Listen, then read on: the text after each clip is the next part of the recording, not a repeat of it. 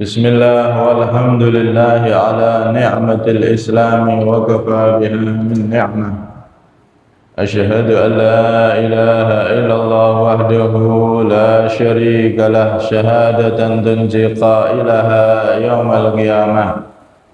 Wa asyhadu anna sayyidana Muhammadan abduhu wa rasuluhu ila sairil ummah. Allahumma salli wa sallim wa barik ala sayyidina Muhammadin wa anzilhu al-maq'adal muqarraba indaka yawmal qiyamah wa ala alihi wa sahbihi ila yaumit tammah.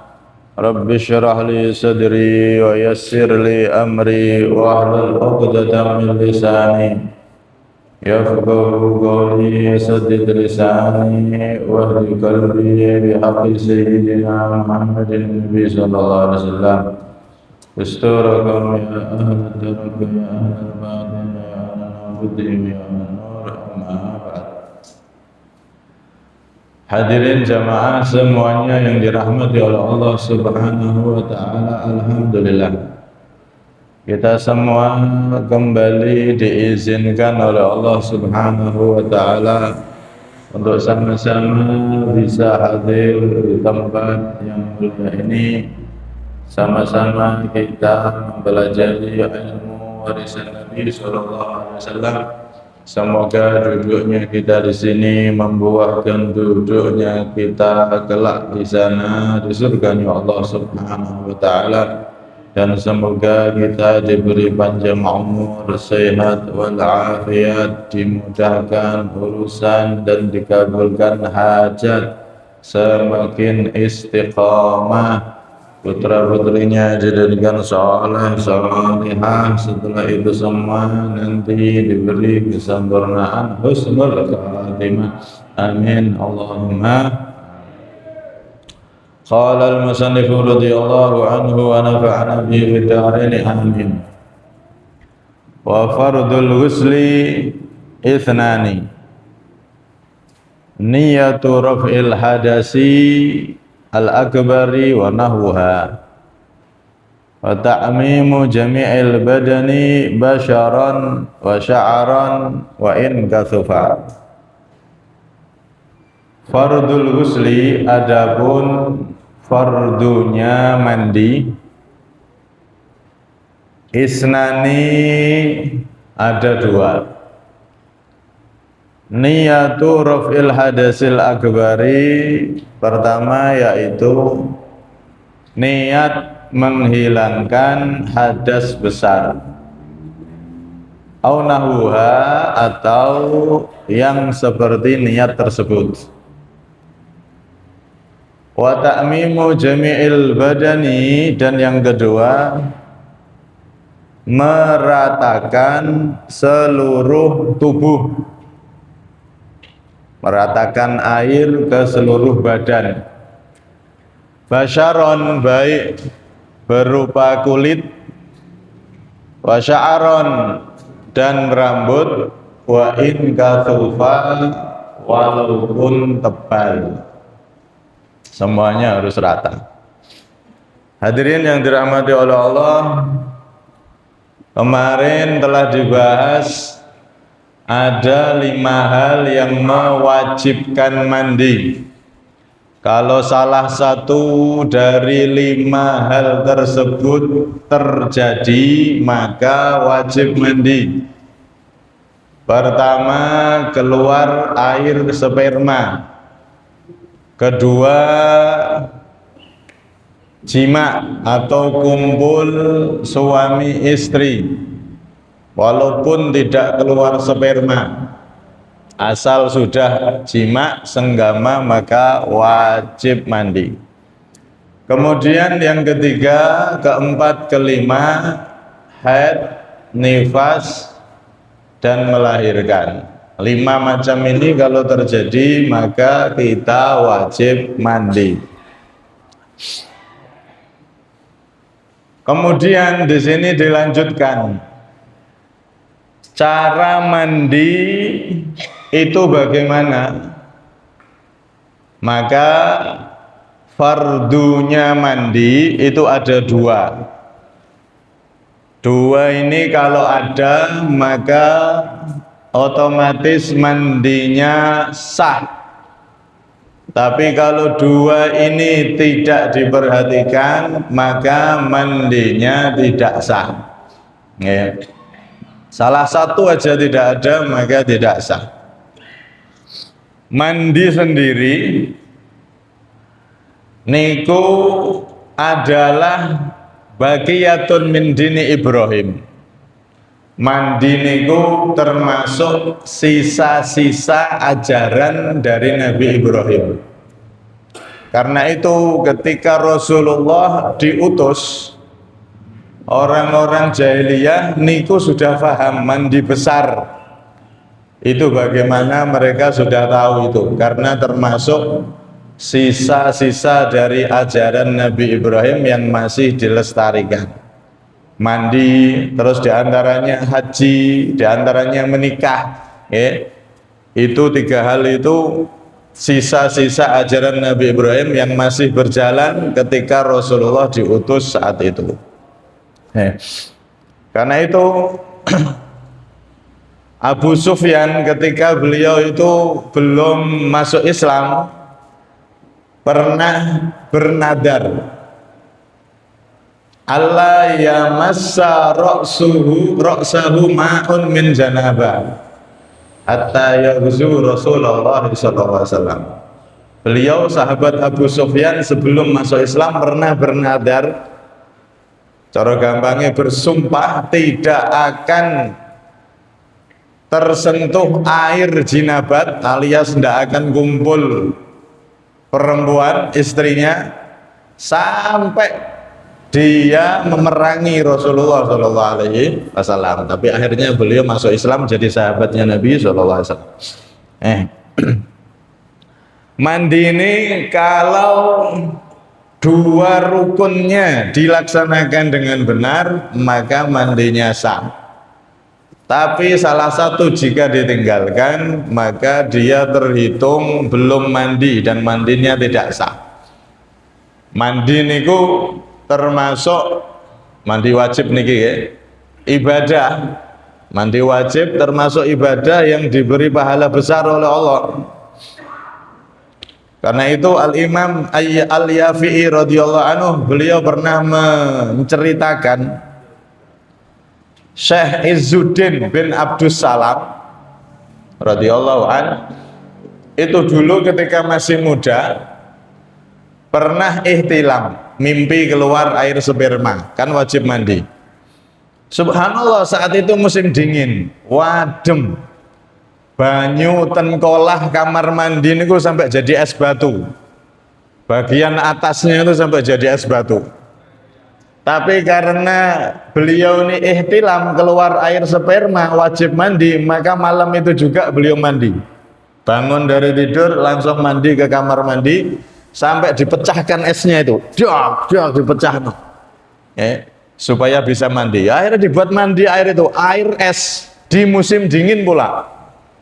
Demi ya, sampai disebutkan ruh beliau, nyawa beliau itu sampai pengen lepas, seakan-akan mau lepas, saking ngademnya. Tapi beliau tetap mandi. Setelah selesai mandi, tidur lagi, mimpi keluar sperma lagi. Bangun, mandi langsung 2 kali itu di malam hari yang begitu dingin, tapi beliau melaksanakan kewajiban langsung mandi. Itu nek kula jenengan bengi-bengi aduh sesuk lah nek wis andan subuh rada seger ora kademen. Niki nek wong saleh riyen langsung mandi. Subhanallah, akhirnya sebab itulah beliau dijuluki Izzuddin, orang yang mulia. Jadi imam besar, ulama besar di zamannya dimuliakan oleh Allah sebab ketaatannya yang luar biasa, nggak nunda-nunda kewajiban mandi. Walaupun ditunda seline ya oleh. Jenengan malam, tengah malam jam 12, punya hadas besar, nanti mandi setelah subuh ya nggak apa-apa. Adzan subuh atau agak, yang penting sholat subuhnya nggak telat, boleh, ditunda boleh. Apanya pas adem-adem. Tapi ini karena beliau langsung nggak nunda-nunda, gara-gara itu beliau terkenal jadi Izzuddin bin Abdus Salam. seorang ulama besar di zamannya. Sebaliknya, jika orang itu mandinya nggak beres, apalagi ninggal mandi besar, maka Imam Ghazali meriwayatkan beliau pernah melihat dalam mimpi seorang dan ditanya oleh beliau, ma fa'alallahu bik, bagaimana keadaanmu, Allah ngasih apa, kamu di alam barzah dapat apa? Maka orang tersebut mengatakan, da'ni fa inni lam atamakkan min ghuslin yauman minal janabah wa fa'al basani Allahu sauban minan nar ataqallabu fi. Wahai Imam Ghazali, sampean minggir, tinggalkan saya. Saya ini satu hari pernah kelewatan boten mandi atau mandinya enggak beres, tidak benar. Maka saat ini aku di alam kubur mendapatkan siksa pakaian dari api yang berkobar-kobar, dan aku pun bergelimpangan di pakaian tersebut, montang-pantingan di pakaian tersebut. Maka mandi besar ini harus benar-benar diperhatikan biar sah dan kita dapat derajat tinggi di sisi Allah, selamat dari siksa kubur. Nah, di sini diterangkan cara mandi besar itu gimana? Simple, dua ini harus ada, selesai sah mandi kita. Apa yang pertama? Kata beliau, niyatu raf'il hadasil akbar, niat menghilangkan hadas besar. Dibaca pakai mulut, pakai suara sunnah, nawaitul husla li raf'il hadasil akbari fardhu lillahi ta'ala. Saya niat mandi menghilangkan hadas besar fardu karena Allah Ta'ala. Boleh niat seperti itu, boleh juga niat yang lain. Contohnya saya niat mandi wajib, itu juga boleh, singkat, saya niat mandi wajib, itu boleh. Atau kalau perempuan, saya niat menghilangkan hadas haid, itu juga boleh. Tapi sing umum, sing gampang ya niku wau, saya niat mandi menghilangkan hadas besar. Okay. Maka ketika niat niku dibarengkan basuhan pertama di tubuh. Kita ketika basuh pertama kali ke tubuh, saat itu kita niat menghilangkan hadas besar, niat mandi menghilangkan hadas besar, barengkan ketika kita nyiram air pertama ke tubuh kita. Setelah seperti itu, yang kedua, ratakan air tersebut ke seluruh tubuh, diratakan, baik yang berupa kulitnya kudu rata. Hati-hati kalau ada kotoran di kuku, di bawah kuku wajib dibersihkan, dibersihkan semuanya. Kemudian rambutnya, terutama perempuan yang di kelabang, sing sekira rambutnya niku bundel-bundel, banyu gak iso mlebu, wajib dibuka kelabangi, diurai, digosok-gosok sehingga sempurna rambut sampai kulitnya terbasahi semuanya. Kulit, rambut, lipatan-lipatan tubuh, al-keleu, kemudian termasuk yang wajib lagi bagian kemaluan yang kelihatan saat buang air.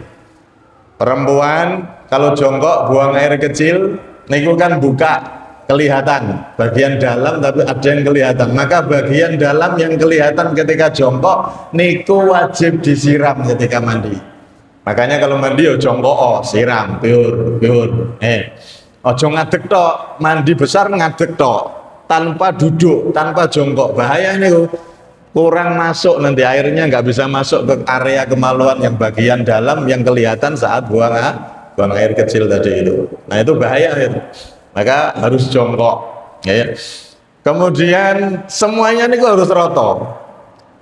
Karena di dalam hadis niku disebutkan Nabi SAW bersabda, man taraka maudhi'a sya'ratin min janabatin lam yaghsilhu fa'alallahu bihi kada-kada minan nar.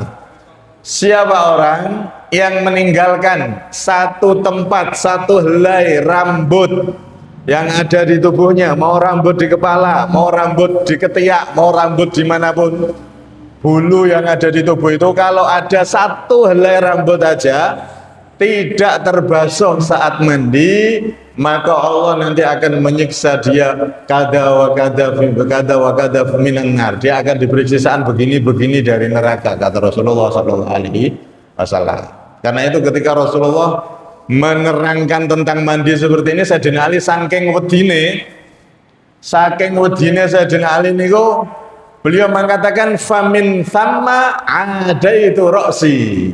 Karena hadis ini beliau ngomong satu helai rambut aja sampai kelewat gak dibasuh, maka hati-hati, bahaya ya, bisa terkena siksa kubur, bisa neraka nanti. Saking wedine Sayyidina Ali karena hadis ini, kata beliau, aku gundul kepalaku. Beliau itu gundul, kalau potong itu gundul, melunus, melonos, meling.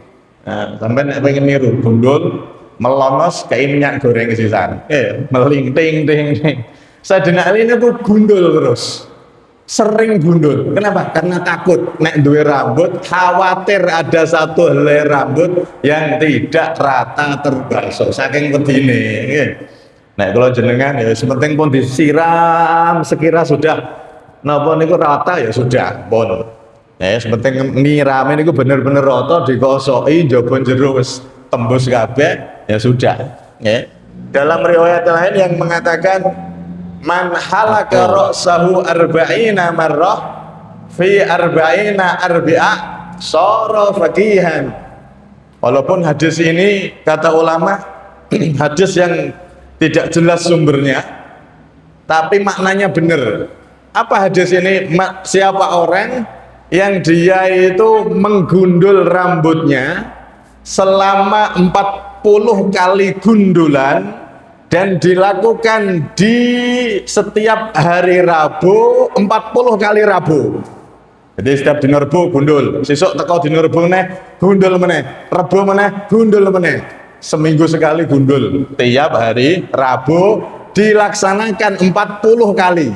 Rebu 40 kali. Maka dalam riwayat tersebut orang itu akan jadi orang alim.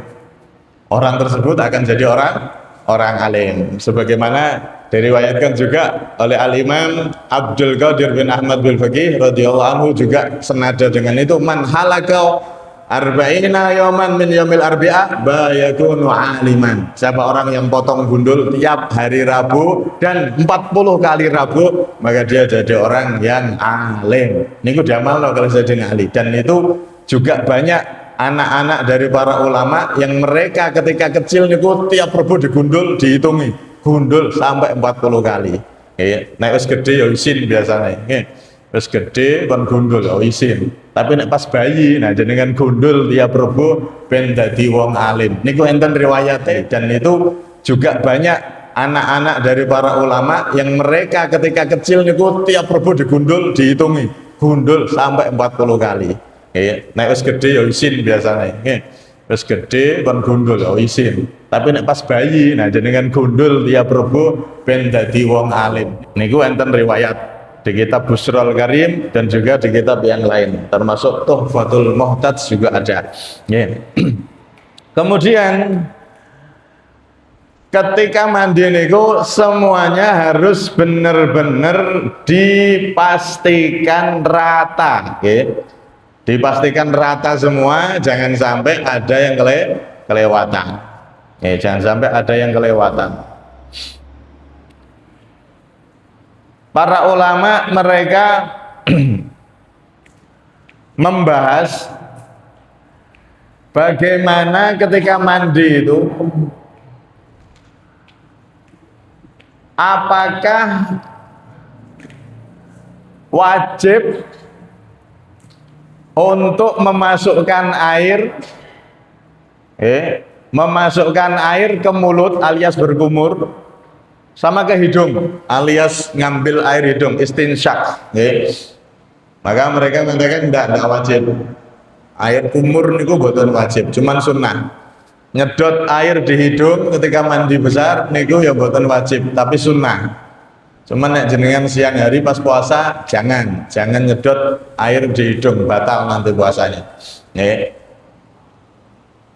Kemudian termasuk pembahasannya lagi ketika ada orang pun balik, ternyata dia ini belum sunat, maka bagaimana ini?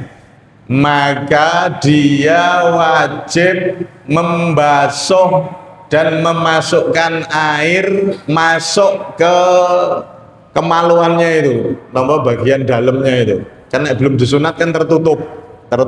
Nah, wajib dibuka, disiram. Bagian dalam itu disiram. Nah, dan dia wajib segera untuk khitan. Nah, ini contohnya mestine ketika ada mu'alaf masuk Islam, nggak urung sunat. Nah, ini nanti dianjurkan untuk segera sunat. Cuman boten usah dipaksa, harus baru syahadat langsung sunat. Nah, tunggu dulu sampai wani. Cuman dia dibilangi pas mandi kudu dibuka itu, dibuka disiram. Kalau untuk sunatnya boleh ditunda sampai dia berani. Siapkan mental dulu, jangan dipaksa. Wah, nek syahadat langsung wajib sunat. Oh, langsung dipaksa sunat gak sido mlebu Islam, wedi malah bahaya. Biar nek sunate diundur sik ora apa-apa sampai dia wani, tapi nek pas dia mandi untuk menghilangkan hadas besar wajib dibuka itunya. Wajib dibuka. Secara ini buka wis ngerti dhewe, ora usah diterangno. Oke. Yang jelas niku wajib untuk rata masuk air ke area kemaluan ujung itu ketika belum dikhitan, belum disunat.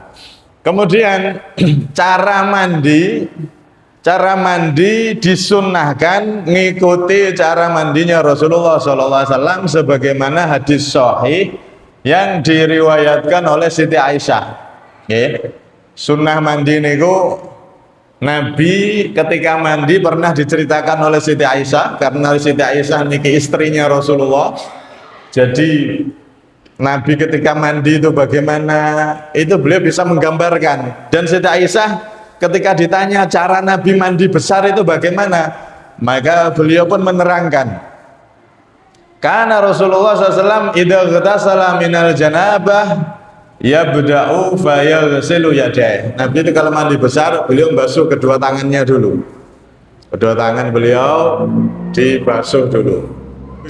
Jadi nek diurutkan pertama niku basuh tangan, kemudian gosok gigi, kemudian wudu seperti biasa, kumur, wudu selesai sampai kepala ini sudah ketika wudu sampai kepala berhenti, basuh kakinya nanti. Ngambil air teruskan dengan mandi. Selesai mandi sudah rata semua, baru kaki disiram menyempurnakan wudhunya tadi. Niki riwayat Siti Aisyah, dan ini juga dinukil di kitab Bidayatul Hidayah. Nah, disunahkan sebelum mulai mandi tadi disunahkan untuk jongkok dan keluarkan air, buang air dulu, air kecil atau air besar. Kalau memang pengen buang air, buang semua dulu, dituntaskan semua dulu, baru mulai mandi tadi itu. Niku sunnahnya mandi yang dipraktekkan oleh Nabi Sallallahu Alaihi Wasallam secara singkat seperti itu. Kemudian kalau kita niku selesai mandi, bar mandi wis rata kabeh, bar metu, ternyata di bagian tangan kita masalahnya bar ngecat omah.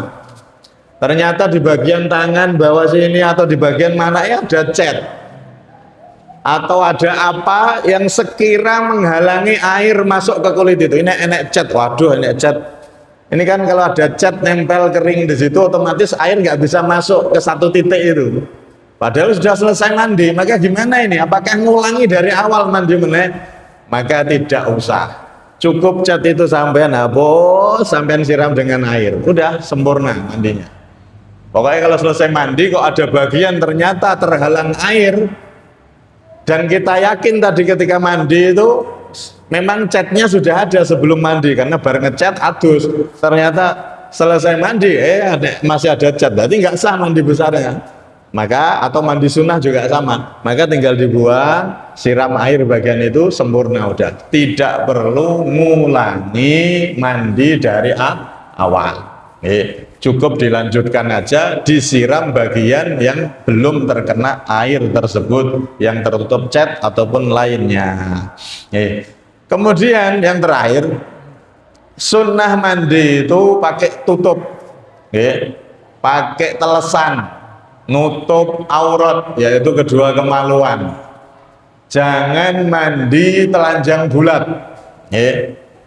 jangan mandi telanjang bulat. Ada riwayat la'anahu malakan. Nek wong niku mandi telanjang bulat niku dilaknat oleh malaikat, oleh dua malaikat rokepatit. Makanya jangan telanjang bulat. Dalam mazhab Syafi'i hukumnya haram, kecuali ada hajat, ada keperluan. Aku nek telanjang bulat nanti pakaian saya basah, atau karena nggak punya basahan, nah itu baru karena ada hajat baru boleh, tapi makruh nih. Nek sebisa mungkin pakai telesan, ya minimale bagian area kemaluan depan sama belakang niku ditutupi, yaitu pakai CD, orang LCD ya, CD, minimal pakai niku. Nek pas mandi jangan telanjang bulat. Kemudian mandi itu di tempat yang tertutup. Alhamdulillah saat ini senten kamar mandi kathah. Maka memang sunnahnya seperti itu, mandi di tempat yang tertutup. Nah, dalam riwayat niku disebutkan di kitab Fathul Alam niku sampai diteliti sopo yo ulama saking ilmune pembahasannya niku lengkap. Mereka itu sampai meneliti siapa sih orang yang pertama kali membuat kamar mandi, kamar kecil. Niku sampai diteliti. Awwalut tikhadil hammam kana fi zamani Sayyidina Sulaiman. Pertama kali kamar mandi itu dibuat oleh manusia itu di zaman Nabi Sulaiman. Nah, nabi-nabi dulu mandinya di sungai, blus langsung. Nggak ada kamar mandi. Burung musim kamar mandi. Awal pertama kali dibuat kamar mandi itu di zaman Nabi Sulaiman. Kenapa kok dibuat kamar mandi? Ceritanya pas Ratu Bilqis mau dinikahi sama Nabi Sulaiman, sudah syahadat niku, mau dinikahi. Nah, beliau Ratu Bilqis ini ada rambutnya yang rontok, gugur. Kemudian rambut itu hilang, tertiup angin. Rambut itu kan aurat. Ketika mandi ada rambut yang rontok, hilang, tertiup angin atau gimana, intinya rambut niku tidak ditemukan. Maka akhirnya Nabi Sulaiman memerintahkan biar wanita atau istrinya ini, Ratu Bilqis ini, nek mandi nggak sampai seperti itu, rambutnya nggak kesana kemari, dibuatkan tempat pemandian. Akhirnya digekno, gampang Nabi Sulaiman, tinggal merintah, jin, gekno jin, langsung, ting ting ting dadi. Ora sanukano Pak, Nabi Sulaiman langsung perintah, tek. Langsung sak detik dadi. Soalnya tukangnya langsung bangsa jin. Nabi Sulaiman kan memang penunduk jin, bahkan setan pun tunduk di zaman beliau. Ini kok langsung digekno kamar mandi. Mulai saat itulah manusia mulai membuat kamar mandi sampai sekarang. Jadi penemu pertama kali kamar mandi di zaman Nabi Sulaiman, dan itu memang sangat sangat membantu kita di dalam mandi, di dalam buka aurat ketika mau bersuci dan seterusnya. Memang kamar mandi niku penting, nggih. Aja sampai kamar mandi bolong-bolong saat ini. Kamar mandi niku privasi, harus benar-benar diperhatikan. Nah, itu termasuk nek diniati sae nggih jadi pahala. Kalau tak niati kamar mandine ben rapet, rohane wong ngintik reno supaya mandi besar ibadah yang dilakukan di kamar mandi seperti mandi besar atau yang lainnya di situ, biar tidak ada yang usil, tidak ada yang melihat, maka itu bisa berbuah pahala juga dengan niat yang baik seperti itu tadi. Ala kulli hal, intinya di sini mandi besar niku wajib untuk diperhatikan. Jangan sampai kita ketika mandi ternyata ada bagian-bagian tubuh yang belum terbasuh, terutama ketika mandi usahakan jongkok, lebih-lebih para perempuan jongkok, siram kemaluan depannya itu, karena itu wajib untuk dibasuh. Karena kadang-kadang niku boten diperhatikan, Oke, kadang-kadang nggak diperhatikan, akhirnya nek ngoten mungkin mandinya tidak sah dan itu sangat berbahaya. Mungkin nek mandine boten sah, akhirnya salate ibadahnya selama mandinya nggak sah niku ya nggak sah kabeh. Wong sing hadas besar. Oke, maka mandi ini harus benar-benar diperhatikan, termasuk telinga. Sampai-sampai para ulama niku ngajari, guru kita ngajari pas basuh telinga niku tangan kasih air, kemudian telinganya diginikan. Nah, diginikan. Biar yang bagian lipatan-lipatan ini sempurna kena air. Boleh pakai tangan gini, boleh juga jenengan pas nyiram sambil diratakan langsung gini. Nah, itu juga boleh. Yang jelas pertama niat, nomor loro kabeh kudu diratani, bawah kuku, rambut, kulit semuanya harus benar-benar rata, kotoran-kotoran kuku dan lain sebagainya harus benar-benar dibersihkan.